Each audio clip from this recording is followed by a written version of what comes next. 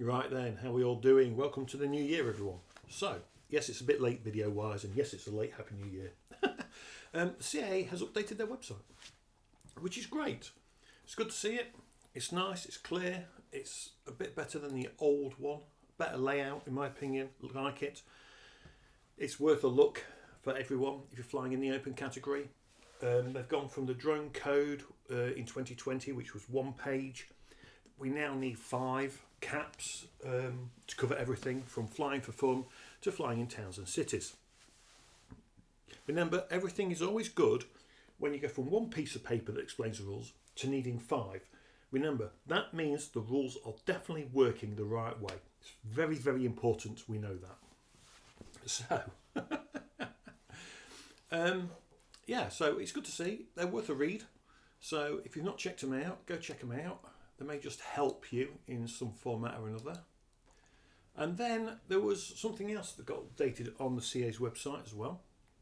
So I found this quite interesting. We're going to have a look at this in a second. If you're like me, you fly with an operational authorization and you fly in a specific category. So this next bit is going to be about GVC holders. Right, so this next bit is about those of us with the GVC and CA operational authorization. Now, they're saying it does not give us unhindered to fly unhindered, and you still require permission from the owner, manager, authority for the land from which the unmanned aircraft will be taken off and landing. And that's always been true. You've got to, have checked that you're not breaking any rules. So the CA operational authorization only addresses the flight safety aspects of the flight and does not constitute permission to disregard the legitimate interest of other statutory bodies such as the police and emergency services, highway agency, local authorities and their agents or any other statutory body. Right, what is interesting is none of them, especially local authorities and such, can't create a bylaw that is against the National Aviation Authority. So the CAA has a thing about lower airspace. It has the rules. A local authority, can't come along, nor can the highways, nor can that work rail. None of them could come along and say, we have a bylaw, or the National Trust, by the way, we've got a bylaw that says we ban overflight. They cannot do that. The National Aviation Authority, the CAA, have already said we control that. That's where they regulate. Now, when it comes to takeoff and landing, that's fine. We understand. We need permission from the landowner. However, if there's not a bylaw against it saying you cannot take off from here, we can actually fly. And I know a couple of people that have been audited by the CAA, and they've asked the CAA and says, if you Google it, and it's not on a council website, and there's no bylaw against drones taking off and landing, feel free to use public land. They said that, and it's quite interesting. It's quite interesting. And in order to exercise the necessary control over a nearby public environment, it will often be necessary to contact the local authority. Why? To make suitable arrangements such as road closures or other restrictions of access. Yes, you can't close off a footpath. Yes, you can't close off a road. But you don't have to close them off. The important thing is we keep to our separational distances as per our ops manual. And it is important that that's it. The problem is legitimate interests of other statutory bodies, that is so wide, it's unreal. So what, I'm meant to tell the police every time I want to fly? It's like, do I have to tell the council every time I'm going to take off from someone's back garden because they might have a legitimate interest in the flight? No, that's just horse crock to a degree. When it comes to the police and emergency services, yes, we should respect that. That it's covered in Cap 722. It's covered in the A&O.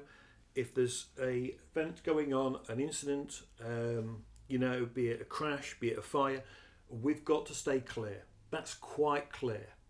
However, the rest of them, I'm sorry, we You know, what define legitimate interest? That's what I would like to know. Now, it's now ground-based filming in urban areas. Typically, if you're going to film, you know, in an urban area and you're doing a big shoot and you're on a TV set or a film set, yes, they will have road closures. Yes, they will have everything in place. But then, you know, and that's part of the lead time. They do that for you. The production staff do that. And that's part of all that process, to be honest. And to be honest, it's more about the safety of the ground crew than anything else. If you're on a big set, you know, closing off roads and everything else, that's all part of what they do. That stuff is done before you're even asked to come and do the job normally. They've already started that stuff. And it's not for us, when you work for a production team, we don't go chasing to get permission. You pass that to the production and location manager staff, and they start the process and get it done. But yeah, I'd like legitimate interests to be defined a bit more. So yeah, it's good to see. You know, obviously they've had a few problems somewhere, so they've had to say this. But normally they would email this out to all the operational authorization holders. Now you've got to watch this video. It's well worth it. This is the Black Belt Barrister. Can a council ban drones? And this talks about bylaws and can a bylaw override National Aviation Authority, like the CAA? Can they bring in rules and laws, basically via the bylaw system, to stop you flying your drone? It's very interesting. It talks a little bit about trespass and more, and that's all been covered. So those have all been settled. That's all done in case law. However, the bylaw thing and public laws are well worth a watch. I'll put a link in the description. Go check it out.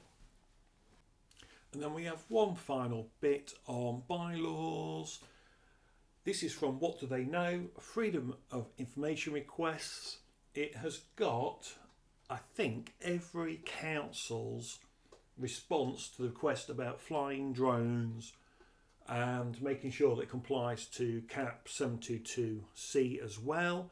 It's well worth checking out. This is Blackpool Council, and they're just asking, basically, are there any bylaws to stop drones flying, and basically, have they checked that it aligns with the policy and CAP 722C? Right, that's it everyone. I'll put links in the description. Safe flying, take care.